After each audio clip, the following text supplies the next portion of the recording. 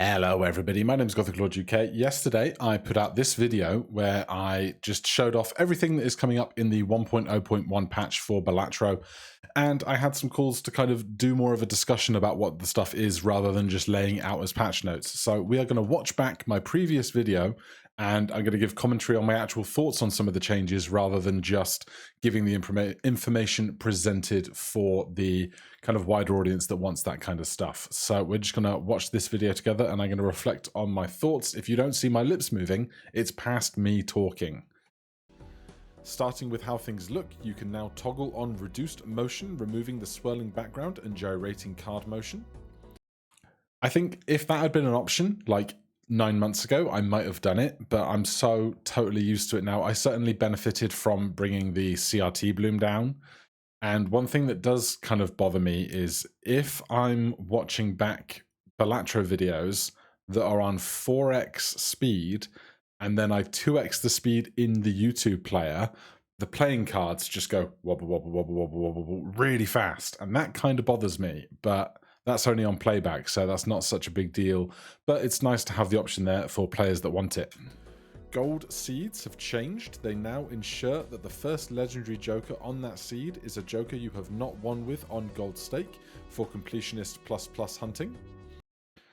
So it's a very minor change, but I think it's kind of a welcome one for those people that are trying to do the absolute completionist stuff within the game, and it will only impact you the first 5 times that you win on gold stake. Then presumably that whole effect is null and void. So a valid change, I think, and one that most players probably won't even interact with if they're not really grinding out everything up at gold stake, because I imagine a lot of players will kind of get to red stake, black stake and go, I'm having fun here, the game's maybe not something that I want to pursue to that total end of completion like the people that do Isaac to 1001% or whatever it goes to. But I think this is a totally valid and minor change for a very brief period of each person's unlock campaign. Staying on stakes, Orange Stake has scrapped the increasing pack cost mechanic and instead now has perishable jokers.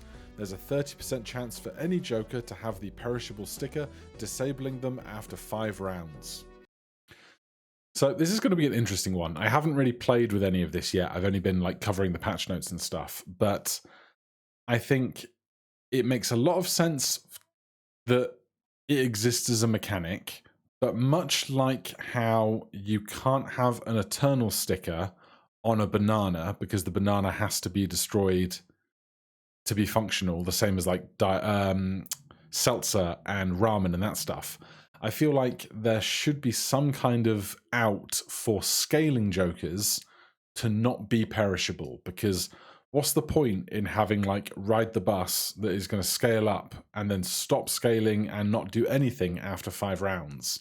It basically means that there's no impetus to take those types of jokers anymore, but I could change my mind on that after doing some actual gameplay with it. I don't know yet, but that was my first thought on the whole thing. Gold stake has changed too. Instead of -1 hand size, there is a new rental mechanic. Like perishable and eternal jokers, there's a 30% chance for any joker to have this sticker, which will make them cost $1 more up front and then $3 every round. So that is a mistake on my part. It's not costing $1 more up front. It costs only $1 up front, and then you lose $3 for having that joker at the end of the round.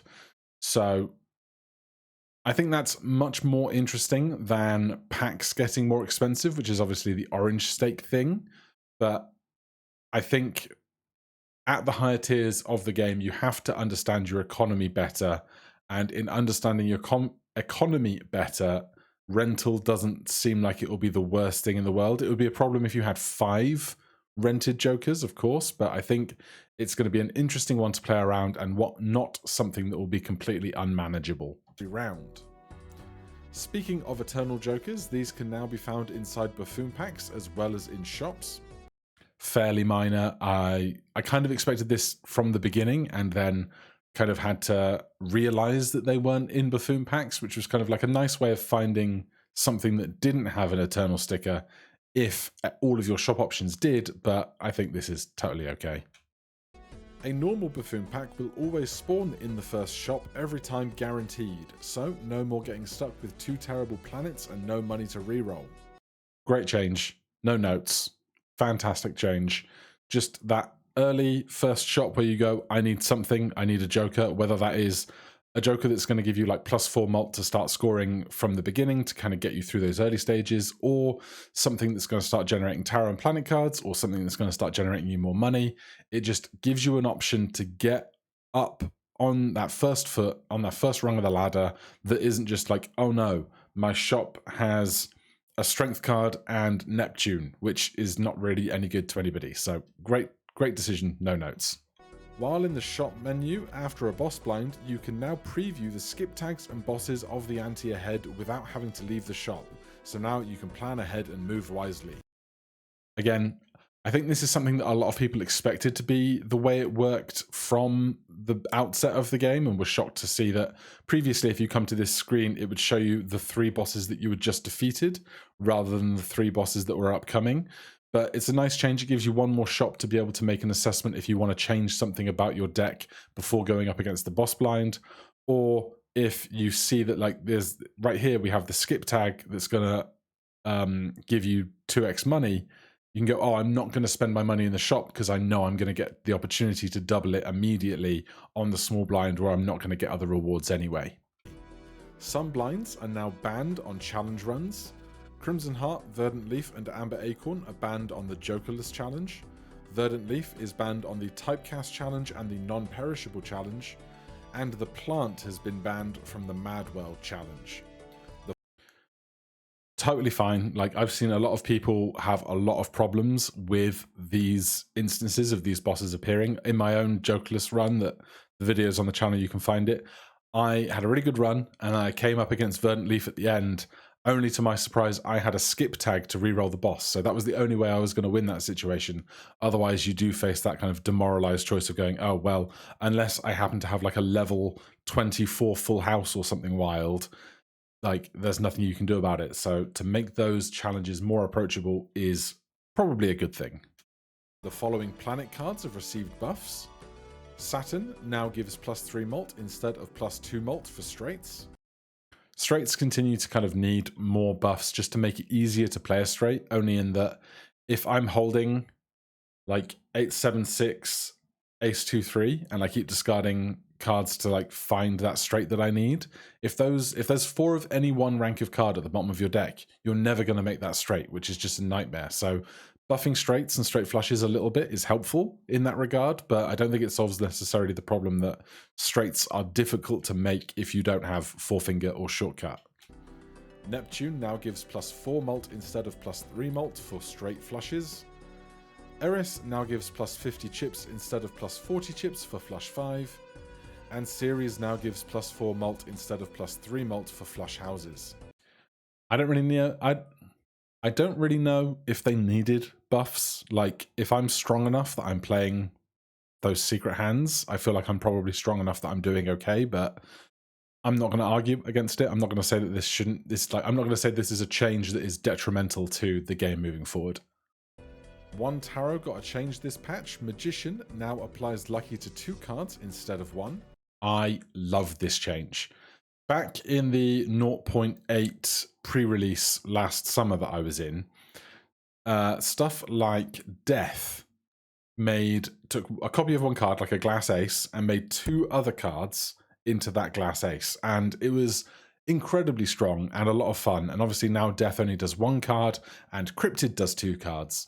But I think the Magician enhancing 2 cards makes lucky cards feel that little bit more viable, because when you start out and you get 1, and then you might only see that card in half of your rounds, and it might only then proc in 1 in 4 or 1 in 20 or 1 in 15 for the cash of those rounds. It feels like it's not doing very much. So to double it, and then perhaps if you're on Magic deck and you can use the Magician, then the Fallen Magician, and have 6 lucky cards, it makes that mechanic feel a little bit more approachable. The Joker tags have also had some big changes. The uncommon, rare, negative, polychrome, foil, and holograph tags all make their respective Jokers free. No more $12 polychrome Joker with $11 in the bank after the first boss blind. So this is a huge change. I think it might be too good. I feel like it could be too strong. I wonder if maybe if you could have had like a polychrome tag, next base edition shop Joker is base cost and becomes polychrome. So rather than being free, it would be like a $4 card instead of a $9 card because it's polychrome. But I can definitely see people now using these all the time in basically any situation. Obviously, using the anaglyph deck and taking 12 free negative cards is going to be hilarious, and I can't wait to do it. But I think this is a move in the right direction for this mechanic. I wonder if it's possibly too far in the other direction, but I think it's definitely an improvement for sure. The investment tag is also 66% better, offering $25 instead of $15 after. This one was not one that I was expecting to see a change in, and I mean, especially now that we have the rental mechanic in the higher stakes, I think more ways to get more money is totally valid, and I would take it. After beating a boss blind, Blue Seal has had a pretty major change that I think makes it much better. It now creates the planet card of the final poker hand played during the round, rather than a random planet card. So this is also a big deal, not only because it's going to mean that, like, if you are running a deck with Mystic Summit or Dusk or Acrobat, where you're putting your emphasis on the last hand that you play, you can hold your Blue Seal and then play that final full house, and you're going to get Earth from that Blue Seal. It also, as a side note, makes Observatory much better, because Observatory gives you a 1.5x multiplier if you play the hand of the planet that you have the card for. So if I'm holding an Earth card and I play a full house, that Earth card gives me a 1.5x multiplier, which is basically like an extra polychrome for free. Having Blue Seal means that not only can you generate the planet that you want to be holding more easily, but also you can generate more than one of them, because holding a planet card means that card won't appear in the shop or in Astral Packs. But being able to go, okay, I play a full house while a Blue Seal card is in hand, I get a copy of Earth and I can just hold it, and I can make another one and just hold it. It's going to be a much, much stronger way to make Observatory work. Card. Alrighty, with all that out of the way, let's check in on the modifications to the Jokers. 8-Ball has had a revamp, instead now having a 1 in 4 chance to spawn a tarot card when any played 8 is scored. So I think this is a much more interesting way to do 8-Ball. I think 8-Ball's gone through this weird journey. So if you don't know, before 8-Ball created planet cards, it used to make tarot cards when you played 2 8s. And so we've come full circle on making tarot cards instead of planet cards. But I think the 1 in 4 chance for each played 8 to make a tarot is way more interesting, because effectively, if you play 4 of a kind 8s, you're guaranteed to get a tarot card, guaranteed by the math. Like your expectation is, your expected value is to get 1 tarot card. But I think it's also nice, way back when, there were more instances that Oops All Sixes interacted with mechanics in the game, and as development continued towards 1.0, many of those things were kind of stripped away, and it's nice to see more of those things coming back in a way that doesn't feel unfair or too luck oriented. And so I like this change. It's interesting that we've now lost one way to make planets and gained another way to make tarot cards, but I think the Blue Seal change kind of mitigates a little bit of that, because getting a random planet card was never that helpful in the first place. Gourd.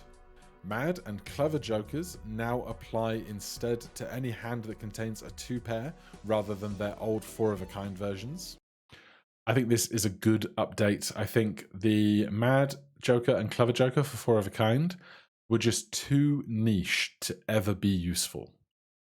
So now to have more support for 2-pair, for spare trousers, for square joker. I think it makes 2 pair a much more viable hand to build an entire deck and an entire run around. Side note for this, is it the family, I think, where you get 4x mult if hand contains 4 of a kind, is still the same. That one hasn't changed. So you can still get that if you're looking for big 4 of a kind, 5 of a kind, flush 5 support. That one is still out there. The legendary Yorick now gains 1x mult for every 23 cards discarded, starting at 1x. That's individual cards discarded, not whole discards used. I think this is a really interesting change. I think, in part, it's frustrating to get a card like Yorick, like old 1.0 Yorick, that can be so powerful so late in the game. Like, if you get it at ante-7, you're basically never going to get it to come online before the ante-8 boss blind. Whereas this way, sure, you might not have enough discards, but if you've taken the Recyclomancy voucher, or if you've got red deck or something, even if you get Yorick very late, you can still make it useful. But equally, if you get it really early, you can make it super useful because you can exceed that 5x cap on the card, which is going to be really interesting. Midas Mask now only applies gold enhancement to the scoring face cards and costs $7 instead of $6. I think this just kind of makes a lot of sense in the way that I think this is how I would have expected the card to work if I hadn't seen it done any other way. Most effects in the game apply to stuff on scoring rather than on being played, and so it just feels like it makes more sense this way. His mate Vampire now only removes enhancements from scoring cards, giving 0.1 mult per enhancement instead of 0.2 mult, and is rare instead of uncommon. I've seen a lot of discourse about people thinking that this is a nerf too far in the other direction because it's nerfing it in 3 ways. So being rare, you're less likely to find it. Doing 0.1 mult instead of 0.2 mult is going to be less effective. And only taking stuff on scoring cards rather than just played cards means it's going to be harder to shovel those extra enhanced cards into scoring cards to make Vampire remove those effects. I think, in part, the Midas Mask Vampire synergy was so strong, something kind of had to be done about it. I think even just coming to rare and changing it to being on scored cards rather than played cards would have been enough, rather than knocking down the 0.2 to 0.1 as well for the 3rd impact against the card. But I think it's a it's a step in the right direction, but might be an overcorrection to making it not good enough. Of uncommon. Madness now only applies on the small and big blinds, not on boss blind selection. This is another interesting one. Madness is not something that I've used a lot of, and so I think if you're all set up for Madness to be working, like if you've got a couple of good Eternal cards that can't be destroyed, or if you've got Eternal Riffraff and you're just chewing through the extra stuff all the time, it's nice and easy. Whereas if you have the if you don't have anything, then it's kind of so risky that when do you want it to take something and when do you not want it to take something? The only other side of that, this is not a very well put together argument for this whole thing. The only other argument for this is that going up against the boss blind is when you want to be the most secure about the build that you are taking into an encounter.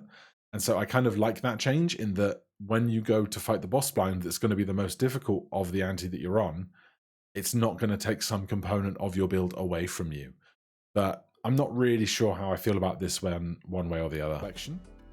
To-do list has had a major change in that the poker hand no longer changes on payout. Instead, it always changes at the end of the round. So no more getting stuck with like straight flush being the generated hand on your to-do list and never being able to play a straight flush and it just sitting there doing nothing. I think this is a great change. I also love the idea that it will say to-do list if hand scored is high card, and then in that round you can play 3 high cards and then 1 really good full house and still get $12 back. It feels a lot more effective and manipulatable in that way, rather than just doing it one hand pays out changes, one hand pays out changes. So not only do I think this is just like a good quality of life improvement, I also think it's a good strategic change to make to-do list more interesting to use. So you won't get stuck on straight flush anymore. The description of shortcut has changed to include a more apt example. I was always really kind of baffled that the example in shortcut lists the cards small to high, whereas the game that you're playing, the game that you're playing with these cards, always orders your cards in hand and played hand in high to low as default. But yeah, this is a good quality of life improvement. Ancient Joker can no longer repeat the selected suit between rounds. No real notes. I think it's good to know that if you just play diamonds, you're definitely not playing diamonds again the next round that you play with Ancient Joker, but I don't think this fundamentally changes very much about the card at all. Swashbuckler now adds the sell value of all Jokers to plus mult, not just the Jokers to its left.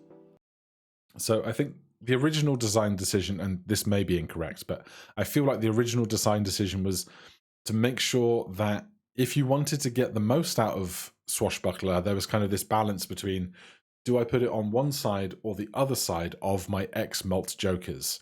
Now, you could always put it to the left of your X mult Jokers, but still get the benefit of those X mult Jokers being present and having value to them. And so I think this is a reasonable change. I don't think Swashbuckler was overpowered in its existence. Obviously, you have the egg and you have the gift card synergy, but you don't see those all that often. And so I think this is a totally fine buff to the card. To its left, Hanging Chad now re-triggers the first play card 2 times instead of once. I think this is a wonderful change because re-triggering something once never really felt like a big deal, particularly in cases where, like, if you've got stuff like Dusk or Hack or 5 Red Seal cards that you're playing, re-triggering that stuff one single extra time wasn't going to change your world. But having Hanging Chad in the early game, where you might have like one card with +4 mult on it, having that +4 mult become +12 mult feels like it's going to be much more impactful for much more runs at the smaller end of the cycle of building a big run. And so I think this is a really favorable change. I like this change a lot. A subtle change to Flower Pot, it now includes the base suit of debuff cards when determining if it will trigger. I think this is just like a good quality of life improvement. I think that not knowing, sometimes debuffed cards can leave you in the lurch about knowing when is something debuffed or when is it not debuffed. And I think this is just like a nice quality of life improvement. I don't know if it kind of interrupts with any of the expectations of the rules of debuffed cards, but I like it. I'm here for it. I've always been a Flower Pot fan. While everybody else, I think, often kind of dumped on Flower Pot quite a lot, I was always one to take it wherever I could for straights, full houses, 2 pairs, especially with a couple of wild cards thrown in. I think it's a really good Joker, but I'm glad to see it's just a little bit more approachable for other players now. Bootstraps has had a nice quality of life improvement, now including the current mult bonus in its description. A+, no notes. All 4 Sinful Jokers now give only +3 mult per suit in their respective suit, rather than +4. This is an interesting change that I wasn't really expecting. I think, in part, people lean to, like, especially new players, lean towards flushes very frequently, because it's very easy to make a flush, and very easy to identify a flush that you might want to play. And so making these 4 Jokers a little bit worse, slightly, and I only mean slightly, disincentivizes people to always try and play flushes. So in that regard, I think this is kind of an interesting change. I don't know if it will be a big difference maker in the grand scheme of players playing fewer flush runs overall, but it's an interesting change nonetheless. Banner is nerfed now to give only 30 chips per remaining discard instead of +40 chips. I think this is more in line with what Banner used to do. I can't remember exactly, but I think it's interesting. When at the lower stakes, you have more discards, this card's more powerful. But then at the higher stakes, you have 1 fewer discard, and so this becomes a worse Joker in general at the higher stakes. But it's not like you can do something like plus 30 chips at the low stakes and plus 40 chips at the high stakes. So there's no real simple fix for that, and I think that this is fine. I think for Plasma Deck, it kind of hurts a bit, but we can't revolve every balance decision around Plasma Deck. Fibonacci now costs $8 instead of $7 because Fibonacci numbers be Fibonacciing. No notes. It's fine by me. It's funny and suitable. Steel Joker now gives 0.2x mult per steel card in the full deck instead of 0.25x mult. Another small change that isn't probably going to impact the way I play very much because I haven't done very many decks where you get a bunch of steel cards and you have Steel Joker all at the same time, but I'm sure that it's not going to have like the greatest effect on things, but it's probably not a problem. We will discuss later on. Some of the blinds requirements have also come down, so I think that some of these nerfs aren't going to be quite as painful because the requirements for certain blinds has also come down. Much like the Fibonacci change, Odd Todd now gives plus 31 chips per odd rank card instead of plus 30 chips as a nod to the odd. Best change in any game, any patch note ever. Like, I know in Stardew Valley you can drink mayonnaise now, but Odd Todd being an odd number of chips, perfection. 6 cents is now uncommon and $6. Previously it was a rare. I think this is a great change because I was never really that happy to find 6 cents as a rare. I never thought it was going to make my run so powerful that it warranted being a rare when you find it. Obviously, removing all of your 6 from your deck if you don't need the 6s makes it better because you have a smaller deck, you're more likely to draw the things that you do want. That's just general deck thinning mechanics. But also, with a base deck, if you have 4 6s and you destroy it and you make 4 random spectral cards and then you have no more 6s, at no point do I really think that that is going to be the be-all and the end-all of the run that you are having. Yeah. Hiker is 25% better, now giving plus 5 chips to every scoring card played. So, bigger Hiker is obviously better, but I still think that the general design of Hiker, while kind of wonderful in its theming, is difficult to execute as a player because it feels like if you've got a deck of 52 cards, not so much on Abandoned deck where you've got 40 cards, but if you have 52 cards and I play a good full house and I win in one hand and 5 of those cards now have 5 more chips in them, the odds that I see those exact 5 cards again 2 or 3 or 4 more times to make them really big and chunky feels low to me. And so I don't know how high I would need Hiker to be to feel warranted in always thinking this is going to be excellent for my outcome on my scoring. But to see it at plus 5 is better than plus 4. Maybe it will change again, but I love the idea of Hiker. I just don't love trying to make Hiker work for myself all the time. Instead of plus 4 chips. The fabled banana Gros Michel now has a 1 in 6 chance to go extinct instead of a 1 in 4, which may not be a good thing if you are Cavendish hunting. I think this is a great change, only in that very often it feels like Gros Michel, ice cream, popcorn, these jokers that are front-loaded in scale rather than back-loaded in scale are really wonderful to get early in a run because they can kind of carry you through the first 2 or 3 whole antes if you've got like a few other bits to go along with it.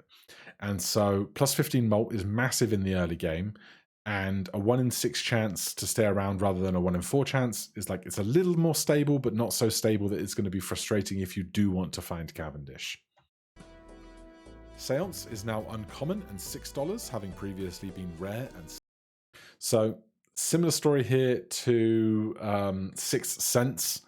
I think that the odds that you're playing straight flushes that frequently doesn't warrant Seance being a rare.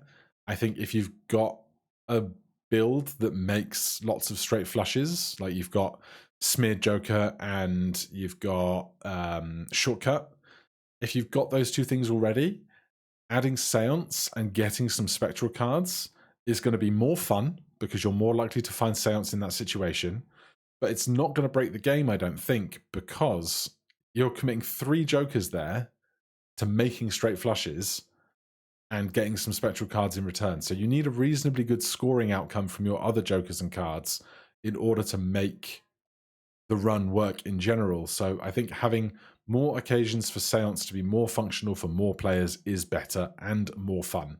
$7. Riff Raff got more expensive at $6, where it was previously $4. I think this makes sense just because Riff Raff will make 2 cards that you can sell for $4, and then it's paid for itself and it was basically free. So increasing the base cost makes a little bit of sense to me.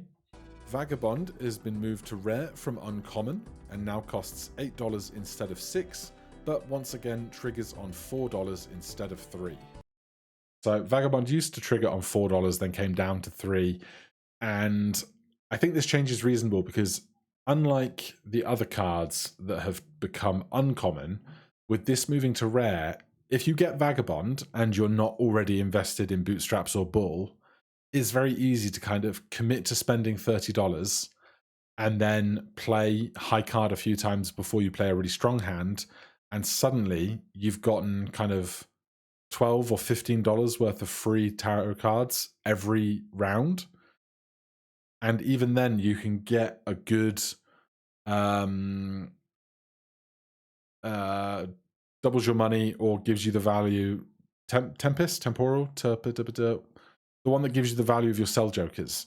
If you get those, you can use them in the shop, benefit from having enough money to reroll once or buy a pack, work yourself down to 0 again. It's Hermit and Temperance.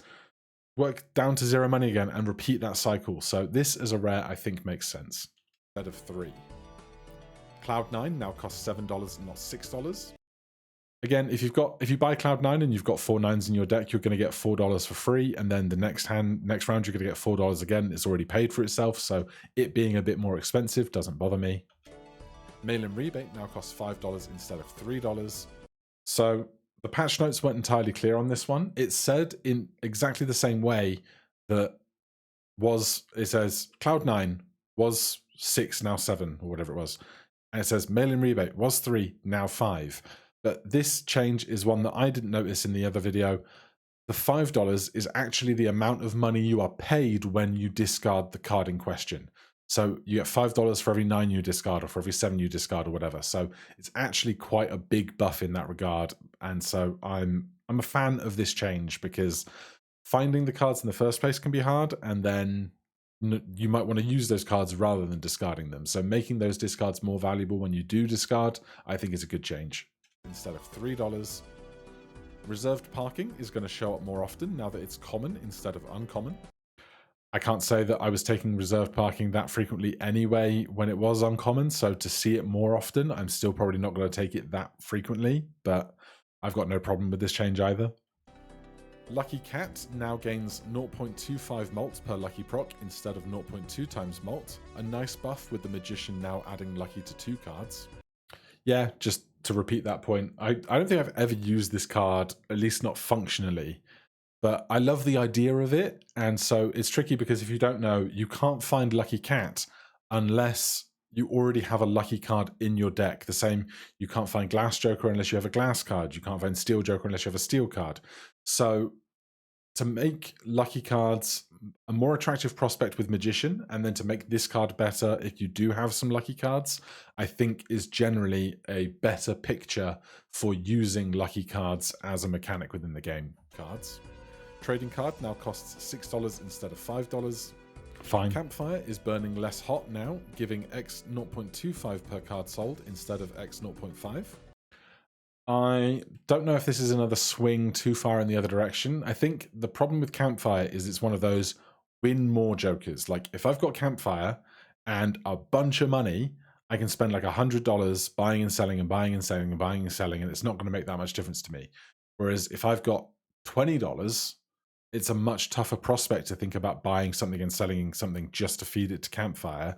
So it's a case where if you were super rich, this isn't really impacting you at all. Whereas if you're not very rich, this is going to impact you at all. And so I feel like it's going to not punish strong players, and it's going to punish weak players, which doesn't seem like the best way around to do that. 0.5.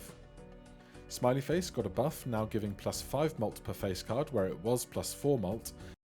This is an interesting one. Obviously, a standard deck starts with 12 face cards, whereas a standard deck starts with 13 cards of any given suit, and flushes are easier to play in general than having 5 face cards to do any one particular thing. But for the Sin Jokers to go down to 3 and for this to come up to 5 is interesting, but I don't really have any further things to say about it until I use it for a bit. An interesting change, given that the Sinful Jokers went from +4 to +3. Golden Ticket now pays out $4 per gold card played instead of $3, which is... I think this is kind of I think this could have gone higher, because if I've got a gold card and I've got gold ticket, I might as well be holding the gold card, getting the money for holding the gold card, and not having golden ticket. So yeah, I think this number on golden ticket could go higher to be more worthwhile actually having golden ticket in the first place. More than you get for simply holding the gold card in question. Bloodstone got a big buff. It now has a 1 in 2 chance to proc instead of a 1 in 3. Look out for oops or sixes. I think this makes it a bit more of an interesting prospect to use. I've used it a lot in the last couple of weeks, and when it's 1 in 3, it's just so variable about whether you get 9 procs and you go to the moon, or you get 1 and you lose immediately. So to make it a little bit more fair and being a 50% chance rather than a 33% chance is good. I also love the idea of doing this with oops or sixes and just having the guaranteed payouts. So I think this is a fun change, and one that I'm welcome to see. Onyx Agate now gives +7 mult per club card instead of +8. Fine, no notes. Glass Joker now gives times 0.75 mult per glass card destroyed, an improvement on the 0.5 times mult previously. I think this is better. I think that you're not going to get that many glass cards, and getting them to break on command is tough, as much as it might be the meme that they always break. So when they do break, I think that 0.75 in value is a suitable jump up from 0.5. Stuntman isn't taking as many risks, now only giving +250 chips instead of 300. I think Stuntman was generally just overpowered, whether it's Plasma deck or any other deck. It's so many chips when you can just kind of force a high card build or a pair build with the reduced hand size. I think this is a totally valid nerf. Invisible Joker will be acting faster, now requiring 2 rounds and costing $8 rather than 3 rounds costing $10. An interesting change. I'm not really sure why the need for this, but I guess it's just more fun to get the thing that Invisible Joker is going to do sooner. So yeah, I'm totally fine with this. Burnt Joker has upped in rarity to rare instead of uncommon. A valid change, I think. It being common, it being uncommon just made it too easy to take one hand and just go, okay, I'm going to discard a pair or high card every single time and just get that up to like level 20 and use that more frequently than I think you possibly should for it being uncommon. So making it rare solves that problem. And lastly, there are some changes to wording on scaling jokers to refer to this joker. So I think this is just the case that if you suddenly find yourself with 2 lucky cats, they might be out of sync or something. And so you want to just make sure that this joker is referred to as this one copy of this one joker, but I'm not entirely sure. But I'm sure it is not going to be a problem for anybody. That's it for the jokers. Now to the odds and ends. So the scaling changes. The scaling only changes at the 3 stakes where you have scaling changes as the modifier for the stake and above. So white and red and black are 1, and then green and up is another, and then purple and up is further still. And basically everything got a little bit easier, which I think is fine. Especially up in kind of purple, yellow, purple, orange, and gold stake. The game was very difficult. I think the changes to those stakes rather than the changes to the scoring of those stakes is going to be a bigger factor in people being more successful. But I think fewer runs ending because you didn't get just close enough to the blind requirement is probably beneficial for the general player base overall. There are some changes in the anti-scaling on white stake, green stake, and purple stake. You can pause and peruse these images to see the different numbers on different antis. A bug has been fixed where opening a bug fixes are great version of Love 2D, this from full to strength if all tarot. So if you somehow have Perkio and you make a negative copy of all of the jokers, all of the tarot cards, it will now give you a strength card instead of a fool card. I think that's just to kind of nerf that abuse a little bit, but it's not going to impact probably 0.1% of players, so that's fine. Arrows are already on screen. That's everything. Some things are still sub. All right, I don't know how this became 40 minutes long. That is ludicrous, but I'm going to leave you right there. Those are my thoughts for those of you that wanted to hear them. I hope you're having fun with the new update, and I'll see you in whatever the next thing is. Cheers. I broke it.